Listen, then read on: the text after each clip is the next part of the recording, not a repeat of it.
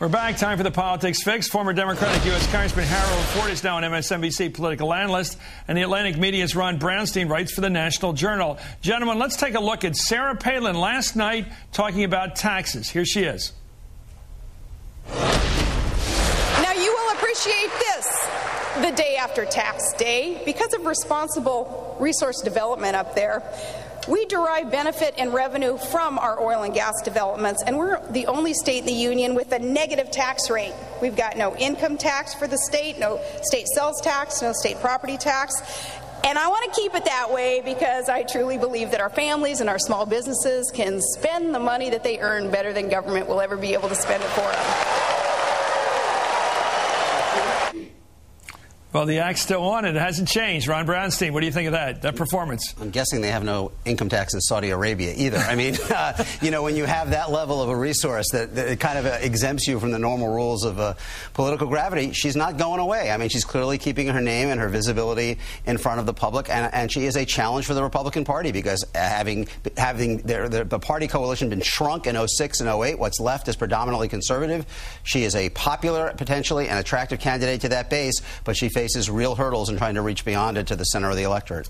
Congressman John McCain has given all kinds of indications since he selected Sarah Palin that he might not do it again if he were given the choice, based upon he continually fails to mention her name as a potential Republican presidential nominee, and on other occasions has made it clear she's not top on his list these days.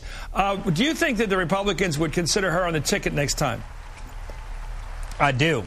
And I say that for this reason. I'm here in Austin, Texas this evening. Governor Perry, who's obviously been the subject of a lot of conversation, had Governor Palin come in and endorse him in his primary here. Governor Palin remains one of the hottest tickets in the Republican Party for many of the reasons that Ron articulated. I think it also speaks to the schism and the tension within their party right now. They can't decide if they want to go the Paul Ryan, Eric Cantor route, which seems to be slightly more substantive and mindful of the fact that the country is looking for answers and substantive answers at that, or if they want to go the Rush Limbaugh, Palin, and some would argue even now the Rick Perry approach, which borders on asinine in the sense that talking about Texas succeeding from the Union politically, legally, just doesn't make that much sense. I think that they're trying to find an identity. And I like Rick Perry as a person, but it just seems as if he's moved in a direction closer to Limbaugh and Palin than he has to being a sort of a serious, developing a serious Republican agenda to counter the Obama agenda. It seems like there's a coincidence of message here.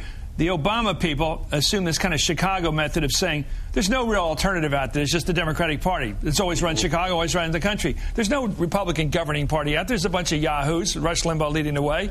And it seems like there's a big portion of the Republican Party that's playing ball with them, saying, yeah, we're the party. Right, because the people on the whack job end of things. Well, even moving in from that to just simply the conservative end of things, the dominant interpretation of the Republican Party of the losses of 06 and 08 was that the party was not conservative enough, that it lost its way, particularly on fiscal issues. Or not full mooner enough. Well, there you go. But I mean, when you start about talking secession, by the way, yes. In all fairness to Congressman Culberson, the governor of Texas, his governor, has been talking about it all week. Yeah, in very quiet circumstances. We had plenty of time to reflect, and he brought it up. He's angling for the John Calhoun endorsement in the primary race against K. Bailey Hutchison. No, but you know, in reference to Congressman Ford's point from a moment ago, both wings that he's describing of the Republican Party, wherever you look, they are moving toward a very conservative kind of definition of the party. The House budget that Paul Ryan put together and Eric Cantor put together as the alternative reduced the top marginal tax rate to 25%, a level it hasn't been at since 1931. But a very attractive rate for those in that race. Yeah, well, there you go. But we are talking about kind of a shift to the right on all segments of the party right now, in part because that's what's left after these two losses. That's what they did in 64, and that's what he did in 80. We'll be right back with Harold Ford and Ron Brownstein to talk about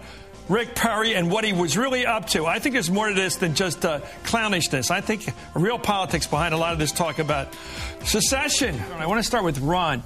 Your theories about the geographical reason why some states are really getting anti-Washington, I mean, more than usual. Well, part of what's happening here is that as the Republicans have been pushed back and contracted in these last two elections, what's left is increasingly Southern. The Southern face of the party is solidifying. And you have, think about the fight over the economic plan over the last last year, who've been the leading Republican voices? Mark Sanford of South Carolina doesn't want to take the money. Bobby Jindal, Haley Barbour. Now Rick Perry kind of raising and trumping them by saying he's so angry that he wants to secede. I mean, the challenge is that what works in the South is kind of a militant and small government message in many ways, and certainly a cultural conservatism, but it is difficult for that message to sell in other parts of the country, particularly the upper middle class, culturally moderate, economically moderate suburbs that have been moving toward the Democrats over the last 15 years and are the principal reason why Democrats are now in a stronger position than they were in the 80s and 70s. You look at the kind of arguments that work for Rick Perry, and they are not the kind of arguments, I think, that will allow Republicans to recover on a national basis. Speaking for Tennessee, Congressman, what about people like Lamar Alexander, who are conservatives but hardly